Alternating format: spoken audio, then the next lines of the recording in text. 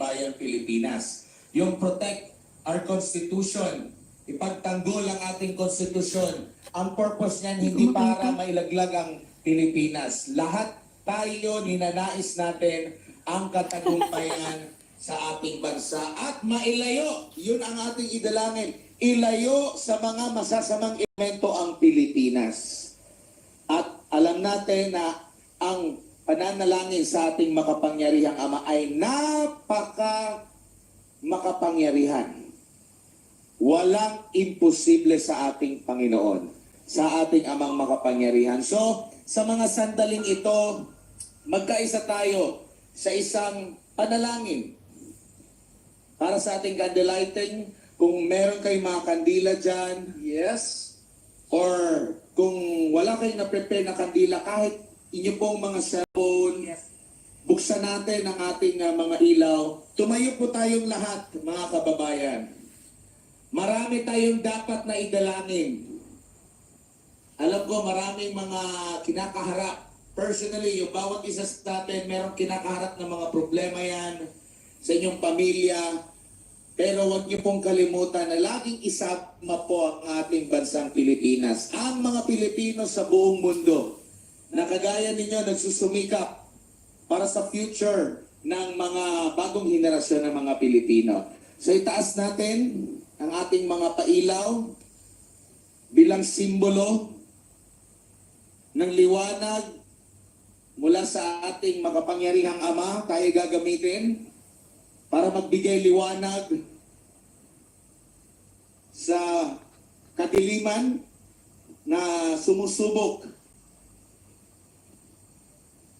At sabayan natin ang paghahandog ng awitin. And now, ladies and gentlemen, our candlelight ceremony. Let's welcome to give us her original song, Ika'y Biyaya. Songwriter, composer, Miss Yan na. Irene Oikawa. Si Buster. Ayan na, DJI. DJI. natin. Si DJI.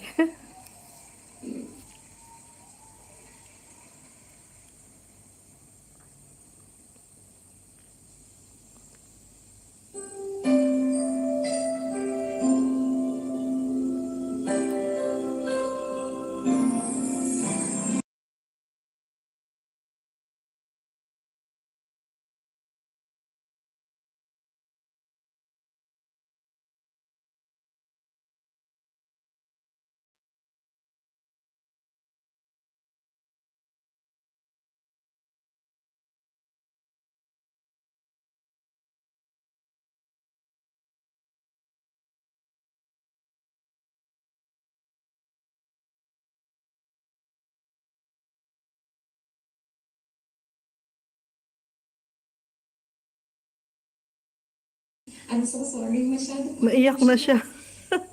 Gambarimas. Nakakaiyak naman kasi talaga.